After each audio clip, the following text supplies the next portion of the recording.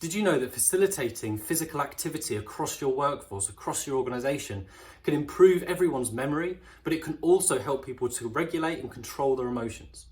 We're going to be talking through how you can build the being active pillar of well-being into your well-being strategy.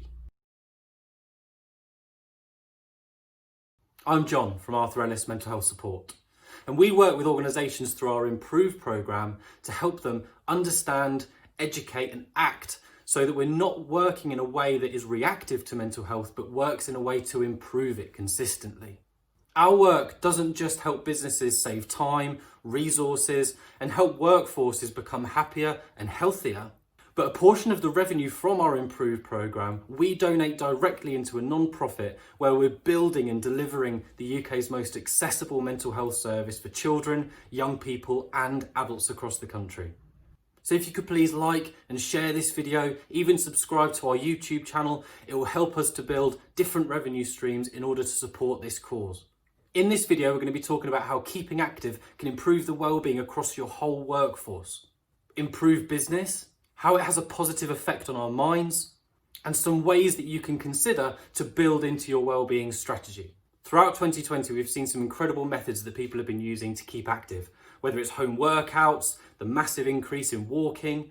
People thrive when they're exercising. People want to do it. So we need to be building this into our businesses, especially now that nights are drawing in. A lot of people are worried about the winter. A lot of people are worried about the days getting shorter. And that is because the different elements of well-being that we're going to be talking through in this series are going to be impacted by the days being shorter.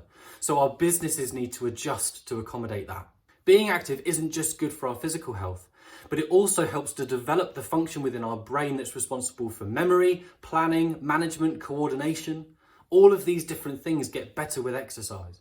We all have an area in our brains called the hippocampus, and that's responsible for memory, it's responsible for learning, and it's also responsible for emotional regulation. Exercise strengthens the hippocampus through a process called neurogenesis, and it's been proven to combat different mental illnesses such as depression. In some cases, it's been proven that getting the right amount of exercise in is just as effective as taking some antidepressants. Exercise immediately increases the levels of neurotransmitters. Some common ones are dopamine, serotonin, oxytocin. Dopamine is a happy chemical that's released during pleasurable situations. Serotonin is a mood stabilizer, and it's much more sensitive to diet and nutrition than any other neurotransmitter. Serotonin at optimal levels will present as confidence, and oxytocin is known as the love hormone. These brain messages can give us a really good feeling after exercise, often known as the runner's high. It's a temporary euphoric state which often leaves us elated, feeling content, and it's just a general sense of well-being. And the thing is, once you're able to get consistent exercise, it means that this euphoric state will last longer and longer. Being active can sometimes be quite difficult to build into working practices. If you're a business that's very active anyway, like in the construction sector, this might not necessarily be a key element of well-being that you really need to consider, but it's really important that it's still within your strategy. If you've got people who are very office-based and tend to sit on the desks all the time, maybe you're able to build in walking meetings into your practices. So everybody is getting that 30 minutes of walking every day.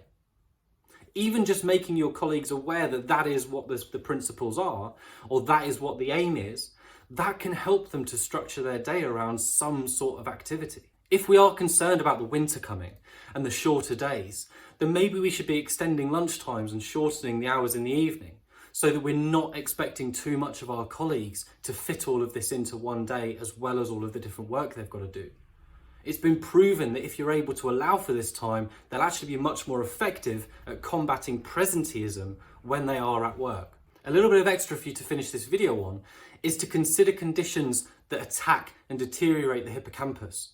So they're conditions like epilepsy, hypertension, all of these different conditions, exercise can really help to be an effective treatment of.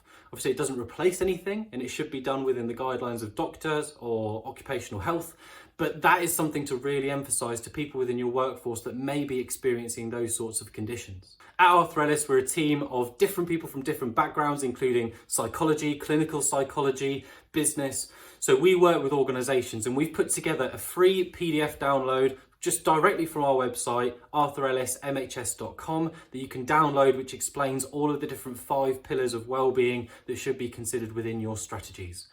We also do free insight sessions with businesses where we can get to learn a little bit more about you and help you get the structure of this right. So if you do need anything at all, please head over to our website, arthurellismhs.com, and please get in touch.